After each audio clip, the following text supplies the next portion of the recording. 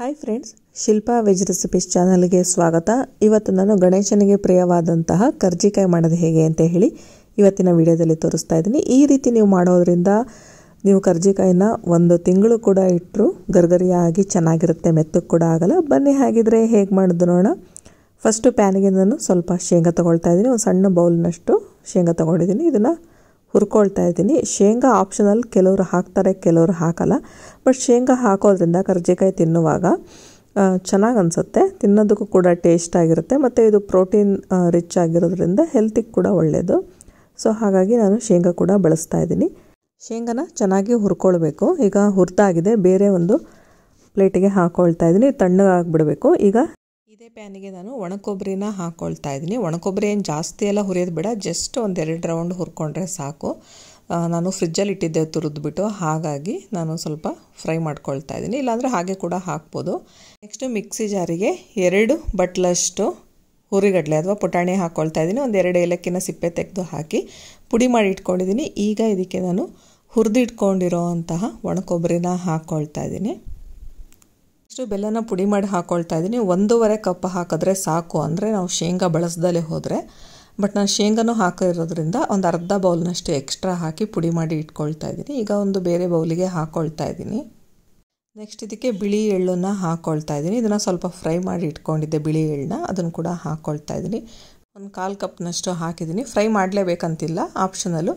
ಇದಿಷ್ಟನ್ನು ಮಿಕ್ಸ್ ಮಾಡಿಕೊಂಡು ನಾವು ಇದನ್ನೇ ಕೂಡ ಕರ್ಜಿಕಾಯಿ ಮಾಡೋದಕ್ಕೆ, ಫಿಲ್ ಮಾಡೋದಕ್ಕೆ ಯೂಸ್ ಮಾಡ್ಬೋದು. ಬಟ್ ನಾನಿಲ್ಲಿ ಶೇಂಗಾ ಹಾಕ್ತಿರೋದ್ರಿಂದ ಶೇಂಗಾ ಕೂಡ ಸಿಪ್ಪೆ ಎಲ್ಲ ತೆಗಿತಾ ಇದ್ದೀನಿ.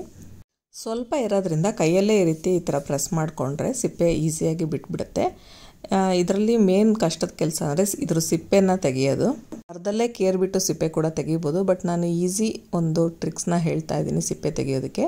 ಈ ರೀತಿ ಜಾಲರಿ ಸೌಟಲ್ಲಿ ಈ ರೀತಿ ಪ್ರೆಸ್ಸೆಲ್ಲ ಮಾಡಿ ಇಟ್ಕೊಂಡಿರೋ ಅಂತಹ ಶೇಂಗಾನ ಹಾಕ್ಕೊಂಡು ಈ ರೀತಿ ಸಾಣಿಸಿದ್ರೆ ನೋಡಿ ಸಿಪ್ಪೆ ಎಲ್ಲ ಎಷ್ಟು ಈಸಿಯಾಗಿ ಬಿಡುತ್ತೆ ಅಂತ. ಈಗ ಇದನ್ನು ನಾನು ಮಿಕ್ಸಿ ಜಾರಿಗೆ ಹಾಕ್ಕೊಳ್ತಾ ಇದ್ದೀನಿ. ಈಗ ಇದ್ರ ಜೊತೆಗೆ ನಾನು ಒಂದು ಸ್ವಲ್ಪ ಒಣಕೊಬ್ಬರಿ ಕೂಡ ಹಾಕ್ಕೊಳ್ತಾ ಇದ್ದೀನಿ.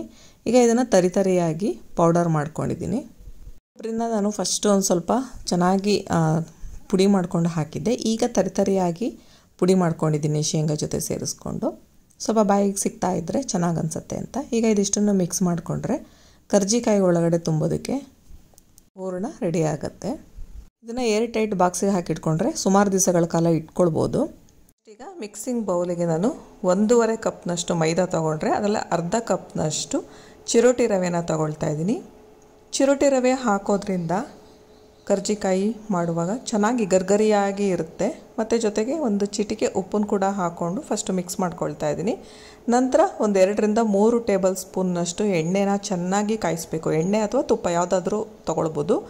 ಚೆನ್ನಾಗಿ ಕಾಯಿಸ್ಕೊಂಡು ಹಾಕ್ಕೊಂಡು ಇದನ್ನು ಕೂಡ ಮಿಕ್ಸ್ ಮಾಡ್ಕೊಳ್ಬೇಕು.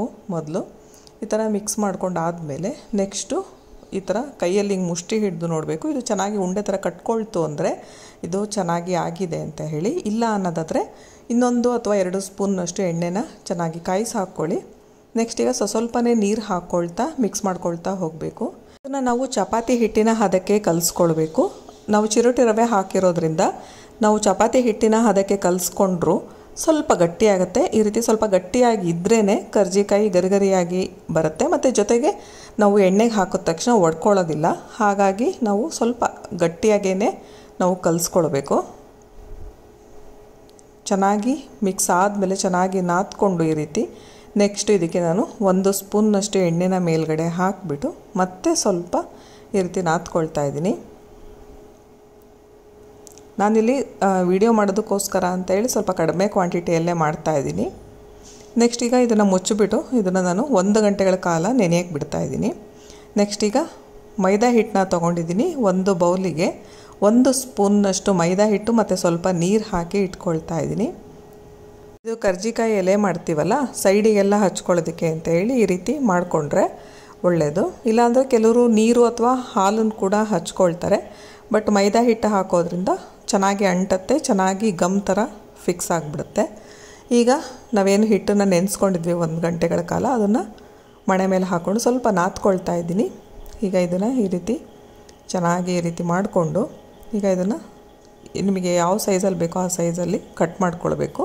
ಒಂದೇ ಸೈಜಲ್ಲಿ ಮಾಡಿಕೊಂಡ್ರೆ ಚೆನ್ನಾಗಿರುತ್ತೆ. ಈಗ ಎಲೆ ಮಾಡೋದಕ್ಕೆ ಇದು ರೆಡಿಯಾಗಿದೆ. ಇದನ್ನು ರೌಂಡ್ ಮಾಡಿಕೊಂಡು ಒಂದು ಬಟ್ಲಿಗೆ ತೆಗೆದಿಟ್ಕೊಳ್ಬೇಕು ಹಾಕಿ.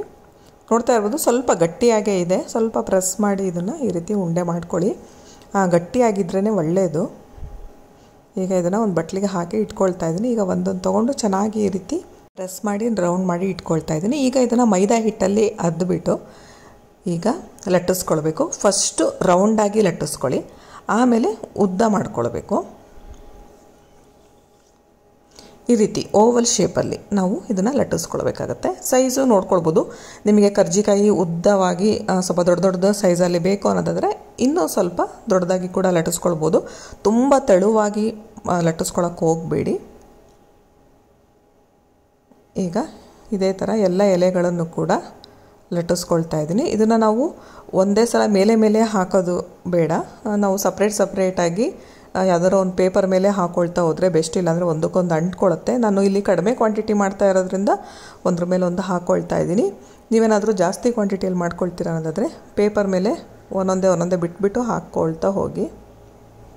ಇದೇ ಥರ ಎಲ್ಲ ಕರ್ಜಿಕಾಯಿ ಎಲೆಗಳನ್ನು ಕೂಡ ನಾನು ಲಟ್ಟಿಸ್ಕೊಂಡಿದ್ದೀನಿ. ಫಸ್ಟು ರೌಂಡಾಗಿ ಲಟ್ಟಿಸ್ಕೊಳ್ಬೇಕು. ನಂತರ ಈ ರೀತಿ ಉದ್ದಕ್ಕೆ ಈ ರೀತಿ ಲಟ್ಟಿಸಿದ್ರೆ ಓವಲ್ ಶೇಪಲ್ಲಿ ಆಗುತ್ತೆ. ಈಗ ಒಂದೆರಡು ಎಲೆನ ತಗೊಳ್ತಾ ಇದ್ದೀನಿ. ಎಲೆಗಳನ್ನು ಫಸ್ಟ್ ಈ ರೀತಿ ಜೋಡಿಸ್ಕೊಳ್ಬೇಕು. ನಂತರ ನೋಡಿ ನಾನು ಈ ಥರ ಸ್ಪೂನ್ನ ಬಳಸ್ಕೊಳ್ತಾ ಇದ್ದೀನಿ. ಇದು ಕರ್ಜಿಕಾಯಿನ ಫಿಲ್ ಮಾಡೋದಕ್ಕೂ ಕೂಡ ಆಗುತ್ತೆ ಮತ್ತು ಜೊತೆಗೆ ಕಟ್ ಮಾಡೋದಕ್ಕೂ ಕೂಡ ಆಗುತ್ತೆ. ಇಲ್ಲ ಅನ್ನೋರು ಫೋರ್ಕ್ನ ಬಳಸ್ಕೊಂಡು ಕೂಡ ಮಾಡ್ಕೊಳ್ಬೋದು. ನೆಕ್ಸ್ಟ್ ನಾನು ಇಲ್ಲಿ ಮೈದಾ ಹಿಟ್ಟಿನ ನೀರು ಏನು ಮಾಡ್ಕೊಂಡಿದ್ದೆಲ್ಲ ಅದನ್ನು ಒಂದು ಸಲ ನೀಟಾಗಿ ಮಿಕ್ಸ್ ಮಾಡಿಕೊಂಡು ಈ ರೀತಿ ಎಲೆಯ ಸುತ್ತಲಿಗೂ ಕೂಡ ಹಚ್ಕೊಳ್ತಾ ಇದ್ದೀನಿ. ಇದೇ ಥರ ನಾವು ಹಾಲನ್ನು ಕೂಡ ಬೆಚ್ಚಗಿರೋವಂತಹ ಹಾಲನ್ನು ಕೂಡ ತಗೊಂಡು ಈ ರೀತಿ ನಾವು ಗಮ್ ಮಾಡ್ಕೊಳ್ಬೋದು. ಇದು ಗಮ್ ಥರ ವರ್ಕ್ ಆಗುತ್ತೆ. ಇದನ್ನು ನಾವು ಕ್ಲೋಸ್ ಮಾಡಿದಾಗ ನೀಟಾಗಿ ಅಂಟ್ಕೊಳ್ಳುತ್ತೆ. ಸ್ಟಫಿಂಗ್ ಎಲ್ಲ ಹೊರಗಡೆ ಬರೋದಿಲ್ಲ ಎಣ್ಣೆಲಿ ಹಾಕಿ ಕರಿಯುವಾಗ. ಈಗ 1 ಸ್ಪೂನ್ನಷ್ಟು ನಾನು ಏನು ಸೂಸ್ಲ ಮಾಡ್ಕೊಂಡಿದ್ನಲ್ಲ ಸ್ಟಫ್ ಮಾಡೋದಕ್ಕೆ ಅದನ್ನು ಹಾಕ್ಕೊಳ್ತಾ ಇದ್ದೀನಿ. ಒಂದೊಂದು ಸ್ಪೂನ್ ಹಾಕ್ಕೊಂಡ್ರೆ ಸಾಕು. ಸ್ವಲ್ಪ ಸ್ಪೂನ್ ಸೈಜ್ ಕೂಡ ದೊಡ್ಡದಿದೆ ಇದು. ನೆಕ್ಸ್ಟ್ ಈಗ ಇದನ್ನು ಮುಚ್ಚಿಬಿಟ್ಟು ಈ ರೀತಿ ಸ್ವಲ್ಪ ಪ್ರೆಸ್ ಮಾಡಬೇಕು. ಈ ರೀತಿ ತುಂಬ ಜೋರಾಗೆಲ್ಲ ಒತ್ತಬಾರ್ದು. ಈಗ ಇದು ಕಟರ್ ಇದೆ ಅಲ್ವಾ, ಇದರಿಂದನೇ ನಾನು ಕಟ್ ಮಾಡ್ಕೊಳ್ತಾ ಇದ್ದೀನಿ. ಇದಿಲ್ಲ ಅನ್ನೋರು ಫೋರ್ಕಿಂದ ಕೂಡ ಪ್ರೆಸ್ ಮಾಡ್ಕೊಳ್ತಾ ಹೋದರೆ ಇದೇ ಥರ ಸ್ವಲ್ಪ ಡಿಸೈನ್ ಆಗಿ ಕಾಣುತ್ತೆ ಚೆನ್ನಾಗಿ. ಕಟ್ ಮಾಡ್ಕೊಂಡು ಆದಮೇಲೆ ಸೈಡ್ಸ್ದೆಲ್ಲ ಏನಿದೆ ಎಕ್ಸ್ಟ್ರಾ ಅದೆಲ್ಲ ತೆಗೆದಿದ್ದೀನಿ. ಈ ಎಕ್ಸ್ಟ್ರಾ ಇರೋದನ್ನು ವೇಸ್ಟ್ ಮಾಡೋದು ಬೇಡ. ಇದು ನೆಕ್ಸ್ಟ್ ಇನ್ನೊಂದು ಎಲೆ ಮಾಡ್ಕೊಳ್ಳೋದಕ್ಕೆ ಯೂಸ್ ಆಗುತ್ತೆ. ನೆಕ್ಸ್ಟು ಇನ್ನೊಂದನ್ನು ಕೂಡ ಅಷ್ಟೇ ಇದೇ ರೀತಿ ಮಡಚಿಬಿಟ್ಟು ಇದನ್ನು ಸ್ವಲ್ಪ ಪ್ರೆಸ್ ಮಾಡ್ಕೊಳ್ತಾ ಇದ್ದೀನಿ. ಈಗ ಫೋರ್ಕ್ನ ತೊಗೊಂಡಿದ್ದೀನಿ. ಅದನ್ನು ಈ ರೀತಿ ಪ್ರೆಸ್ ಮಾಡ್ಕೊಳ್ತಾ ಹೋದರೆ ಯಾವುದಾದ್ರೂ ಫೋರ್ಕ್ನ ತೊಗೊಳ್ಬೋದು. 3 ಬರುತ್ತಲ್ಲ ಅದ್ರದ್ದು ಕೂಡ ತೊಗೊಳ್ಬೋದು. ಈಗ ಈ ಥರ ಪ್ರೆಸ್ ಮಾಡಿಕೊಂಡ್ರೆ ಇದು ಕೂಡ ಡಿಸೈನಾಗಿ ಆಗುತ್ತೆ. ಇಲ್ಲಾಂದರೆ ಮೌಲ್ಡ್ ಸಿಗುತ್ತೆ ಕರ್ಜಿಕಾಯಿ ಎಲ್ಲ ಮಾಡೋದು, ಅದನ್ನು ಕೂಡ ಬಳಸ್ಬೋದು.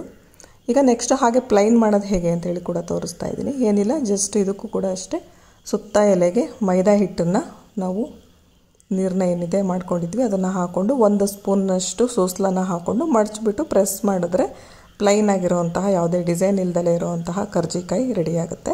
ಇದನ್ನು ಕೂಡ ಅಷ್ಟೇ ನಾವು ಎಣ್ಣೆಲಿ ಹಾಕಿ ಕರೆದಾಗ ಏನು ಬಿಡೋದಿಲ್ಲ, ಯಾಕಂದರೆ ಮೈದಾ ನೀರು ಹಾಕಿರೋದ್ರಿಂದ ಗಮ್ ಥರ ವರ್ಕ್ ಆಗುತ್ತದು. ಈಗ ಇದೇ ಥರ ಎಲ್ಲ ಮಾಡಿ ಇಟ್ಕೊಂಡಿದ್ದೀನಿ. ಕೊನೆಯದಾಗಿ ಇನ್ನೊಂದು ಈ ರೀತಿ ಕಟ್ ಮಾಡಿ ತೋರಿಸ್ತಾ ಇದ್ದೀನಿ ನೋಡಿ. ಈ ರೀತಿ ನಿಧಾನಕ್ಕೆ ಕಟ್ ಮಾಡಿಕೊಂಡು ಎಕ್ಸ್ಟ್ರಾ ಏನಿದೆ ಇದನ್ನು ತೆಗೆದು ಬಿಡಬೇಕು. ಈಗ ಕರ್ಜಿಕಾಯಿ ಕರಿಯೋದಕ್ಕೆ ರೆಡಿಯಾಗಿದೆ.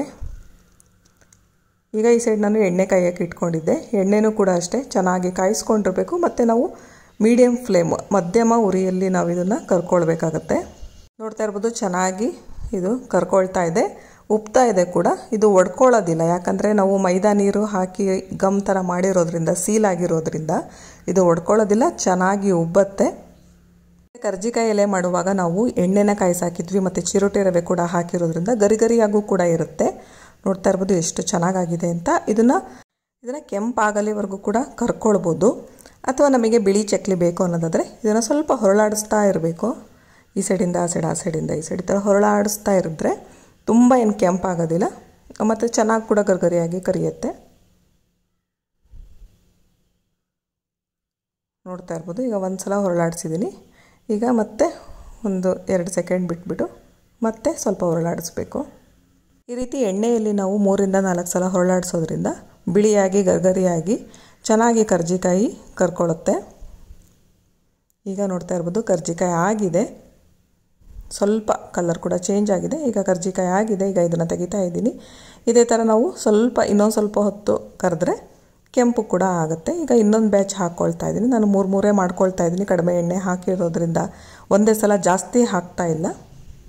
ಈ ಕರ್ಜಿಕಾಯಿ ಗಣೇಶನಿಗೂ ಕೂಡ ತುಂಬ ಪ್ರೀತಿ. ಗಣೇಶನ ಹಬ್ಬಕ್ಕೆ ಖಂಡಿತವಾಗ್ಲೂ ಮಿಸ್ ಮಾಡದೆ ಈ ರೀತಿ ಟ್ರೈ ಮಾಡಿ. ಹಾಗೆ ಮಕ್ಕಳು ಕೂಡ ಅಷ್ಟೇ ತುಂಬ ಇಷ್ಟಪಟ್ಟು ತಿಂತಾರೆ. ಹಾಗಾಗಿ ಈ ಸಲ ಗಣಪತಿ ಹಬ್ಬಕ್ಕೆ ಈ ರೀತಿ ಕರ್ಜಿಕಾಯಿನ ಮಾಡಿ ನೋಡಿ. ನಿಮಗೆಲ್ಲ ಈ ವಿಡಿಯೋ ಇಷ್ಟ ಆಯಿತು ಅನ್ನೋದಾದರೆ ಲೈಕ್ ಮಾಡಿ, ಶೇರ್ ಮಾಡಿ ಹಾಗೂ ಸಬ್ಸ್ಕ್ರೈಬ್ ಮಾಡಿ. Thank you friends.